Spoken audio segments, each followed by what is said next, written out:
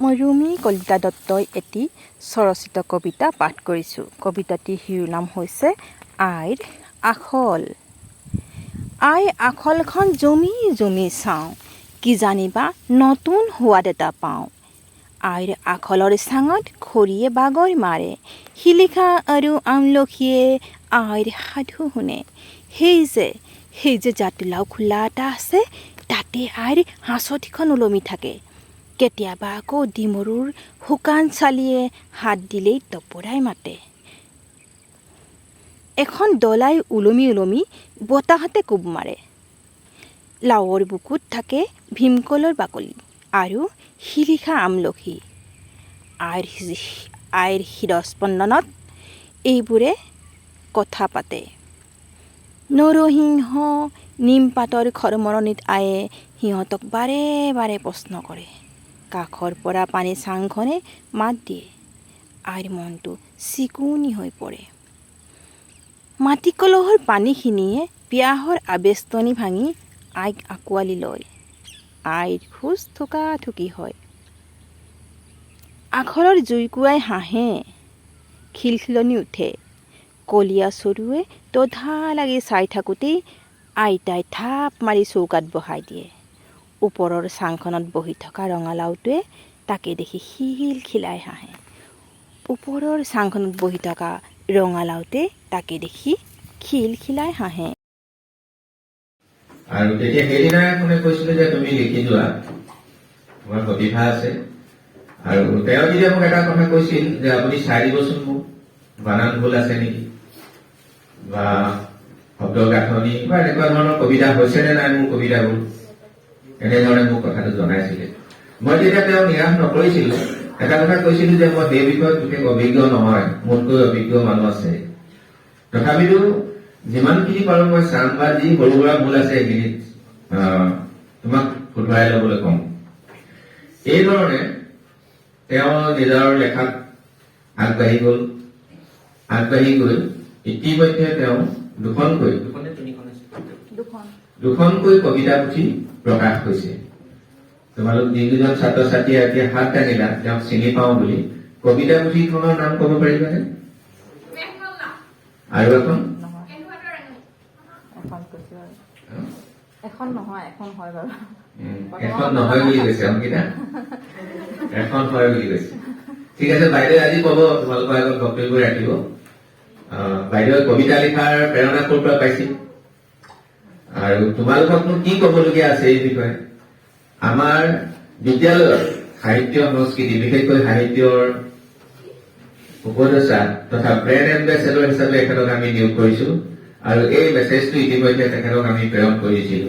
কাৰণ তেখেতৰ লগত তেখেতে যোৱা নিশাও এটা কবিতা লিখিছে আৰু তেখেতে যেতিয়া কবিতাবোৰ লিখে মোলৈ পঠায় আৰু মই মোবাইলত চাওঁ। আৰু এবাৰ তেওঁক অনুৰোধ কৰিছিলো যে তুমি শিশুৰ উপযোগী কিছু কবিতা লিখিবলৈ আৰম্ভ কৰা। তাৰ পিছদিনাখনে কেইদিনমান পাছতে তেওঁ এটা কবিতা মোলৈ লিখি পঠাইছিলে আৰু কবিতাটো খুব সুন্দৰ হৈছে। ঠিক তেনেকৈ যোৱা নিশা প্ৰায় 9 বাজি কিমান মিনিটত তেওঁ এতিয়া হঠাতে লিখা বুলি তেওঁ কবিতাটো লিখিয়ে মোলৈ আকৌ হোৱাটছএপত পঠিয়াইছে আৰু মই পঢ়ি চালো। গতিকে বিশেষ মই এতিয়া গুণীৰ আগত গুণ বখানি নিদিওঁ, তেখেতে নিজে ক'ব এইখিনি তেখেতৰ প্ৰতিভা আছে। তোমালোকক উদ্দেশ্যি কিছু কথা ক'বলগীয়া আছে যে এগৰাকী গৃহিণী হৈ ঘৰৰ সকলো কাম বন কৰি, আনকি খেতি পথাৰৰ কঠোৰ পৰিশ্ৰম কৰি আমাৰ পিছপৰা সেই অঞ্চলটোৰ পৰা এগৰাকী প্ৰতিভাৱান কবি ইয়াতে আমাৰ সমাজত জিলিকি উঠিছে, আমাৰ বাবে এটি গৌৰৱৰ কথা। গতিকে এখেতৰ এটি সাক্ষাৎকাৰ, মই তাৰিখটো পাহৰিছো হৈছে সন্ধিয়া 6:15 প্ৰকাশ হৈ গৈছে। মই সেইদিনা শুনিছো সাক্ষাৎকাৰটো আধা ঘণ্টাৰ আছিল, খুব সুন্দৰ হৈছে।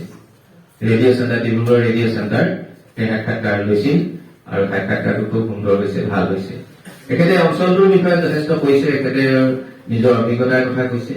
সেইখিনি কথাও হয়তো নিশ্চয় আজি তোমালোকক উদ্দেশ্যি কব। আৰু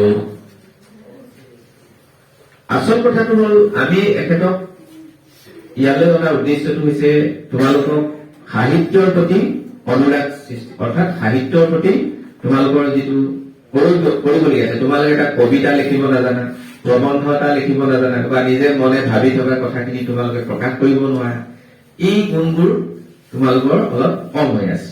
সেইখিনি কেনেকৈ আগবঢ়াব পাৰি, সেই উদ্দেশ্যে এখেতে কব।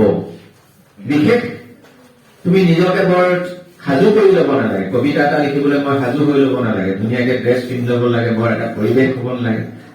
কি ধৰণে কবিতাটো ওলাব পাৰে বা কি ধৰণে এটা গল্প সৃষ্টি হ'ব পাৰে, গতিকে এইখিনি অন্তৰালৰ কথাখিনি তেখেতে নিশ্চয় কব। মই আশা ৰাখিম আজি ইয়াতে উপস্থিত হোৱাৰ বাবে মই তেখেতক আজি এই অনুষ্ঠানৰ পৰাই তেখেতক কৃতজ্ঞতা জ্ঞাপন কৰিছো, আৰু আগলৈ আমি তেখেতৰ সহায় সহযোগ পাম বুলি আশা ৰাখিছো। গতিকে পুনৰবাৰ আমাৰ ছাত্ৰ ছাত্ৰীসকলে তেখেতক এটি সুন্দৰ হাত চাপৰিয়ে আদৰণি জনাব।